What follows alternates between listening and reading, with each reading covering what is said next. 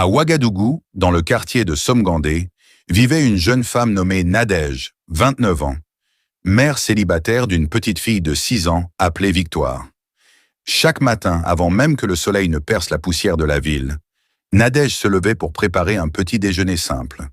Un peu de bouillie, parfois quelques beignets quand elle arrivait à en vendre la veille.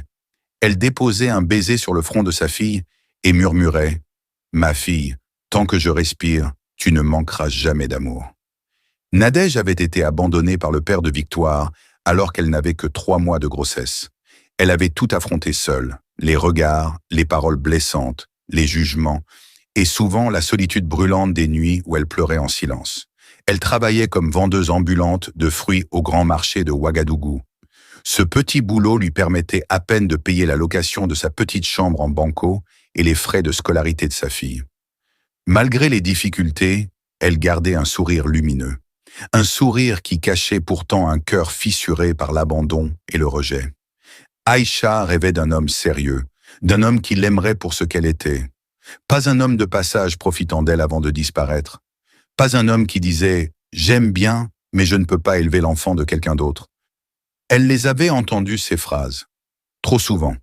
Chaque fois, une déchirure de plus. Un soir, après une journée exténuante, sa fille lui demanda « Maman, pourquoi les papas ne veulent pas de nous ?» Ce jour-là, Aïcha ne répondit pas.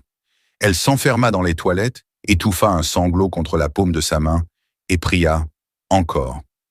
Un samedi matin, au marché où elle vendait ses mangues, un homme d'environ 35 ans s'approcha de son étal. Il s'appelait Kader, comptable à Coris Bank, un homme simple avec un regard doux. Il acheta quelques mangues, puis revint le lendemain, et le jour encore après. Petit à petit, il sympathisa avec Aïcha, et sans jamais forcer, il parlait à Victoire comme si elle était la sienne. Un soir, après un mois, il dit « Nadège, j'aimerais qu'on apprenne à mieux se connaître. » Elle baissa la tête, déjà blessée par le passé. « Je suis mère, et j'ai un enfant. Beaucoup d'hommes n'aiment pas ça. Je n'ai pas de temps à perdre. » Kader sourit doucement.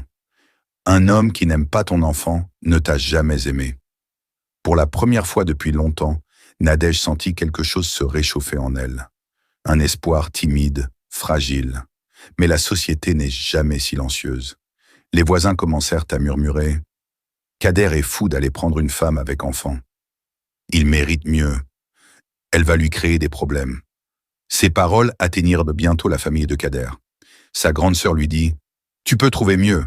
Pourquoi t'encombrer d'une femme qui a déjà un enfant ?» Ces mots blessèrent Nadège plus qu'un